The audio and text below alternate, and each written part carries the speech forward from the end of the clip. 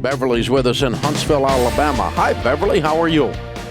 I'm just fine. How are you? Better than I deserve. What's up? Okay, I'm thinking about getting married again. I'm 52. I recently, probably about 2 years now, have lost my husband, and I'm a widower. And the guy that I'm seeing, he's also a widower. My question is, we both have 401ks.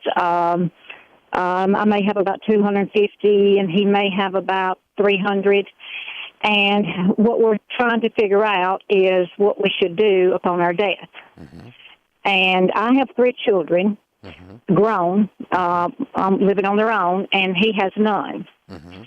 And I want this marriage to be different from my other one. I want to be totally committed, totally involved. Mm-hmm. He's a very good man, and I believe he wants the same thing. Mm-hmm. I wanted to just go ahead and leave my 401k or whatever to him, and making sure that, that if upon his death, he'd leave it to my children. And I can't guarantee that, of course, but he wants to leave his 401k to his sister. Instead of you? Yes. Why? He feels like that his sister has always had a hard time with her husband, and they had 4 kids, and she's never worked, and she struggles real hard, and he just feels like that she needs it. Now, with that being said, he would leave me the house that we'll live in when we get married, and he would leave me his $50,000 life policy. But the $300 that's in 401k would go to her. Yeah. Well, that doesn't sound like we're on. It sounds like you have one plan and he has a different plan. It doesn't feel right. Well, I don't know if my plan is wrong or my plan is right. No, I'm saying, they're just not equal, is what I'm saying. Right. I mean, you're leaving him all your money, but he's going to give his money to somebody else if he dies. That just seems that doesn't work. I mean, we either need to neither one of you leave it to each other, or both of you leave it to each other.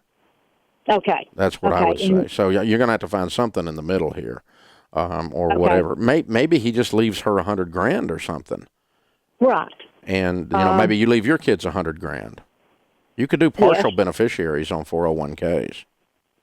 Okay. And so you could leave, a little gift to his sister upon his death, or a little gift to your kids upon your death, and the spouse gets the balance. Or vice versa. You could leave $100,000 to him, he could leave $100,000 to you, and the balance goes to your children, and the balance goes to his sister. Leave the bigger portion to the outsider. You know what I'm saying? Whichever way, we just need to be willing to do the same thing and agree upon it and be okay with it. Because I think that's going to, I might start, you got a big heart and you got a real sweet spirit, but I think over time that's going to grate on you. Okay. It would me, but I'm not as sweet as you are, but it would me. And so, I got to tell you too, I don't know what's going on with his sister, but if she's not doing well, usually giving her money is going to help her not do well on a larger scale.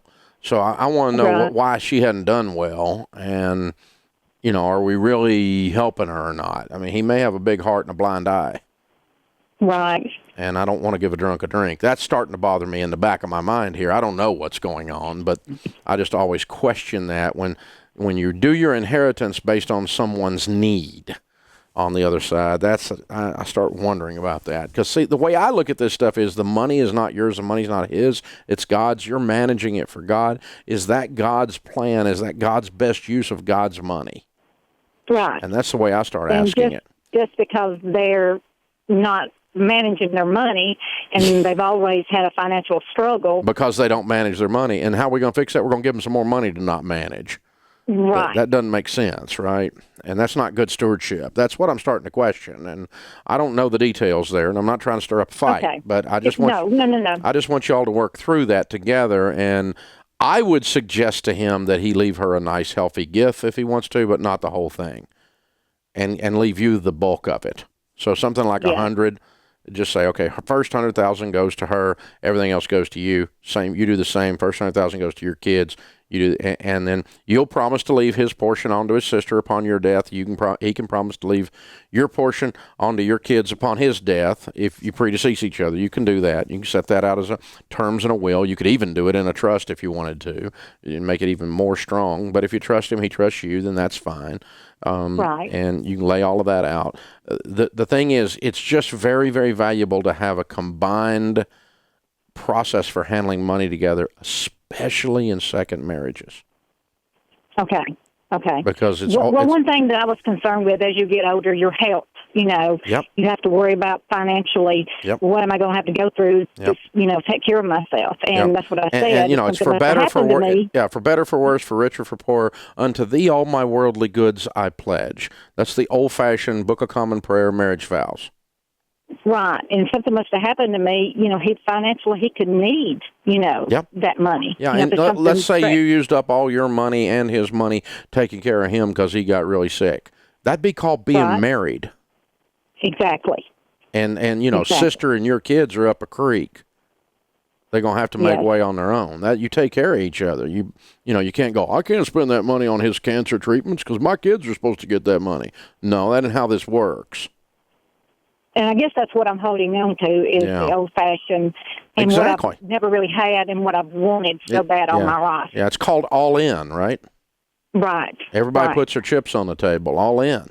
And that's where I want you guys to be. But you can custom design, predeceasing if everything's going good. Let's say his 300 turns into $1 million, your 300 turns into $1 million, which is pretty likely to happen if you live up into your 70s. You got it invested well.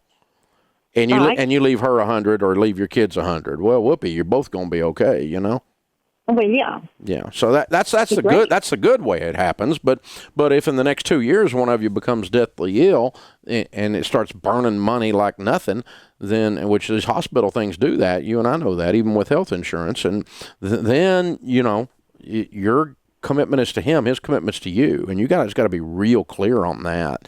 That all in thing. I think you're onto something, and I agree with you. Okay, I appreciate it. I'm not really wanting to pick sides. I'm just wanting to know if I don't want to sound like I'm being ugly or anything. You're not. But I'm just. You're not. What you're asking is for better, for worse, for richer, for poor. Unto thee all my worldly goods I pledge.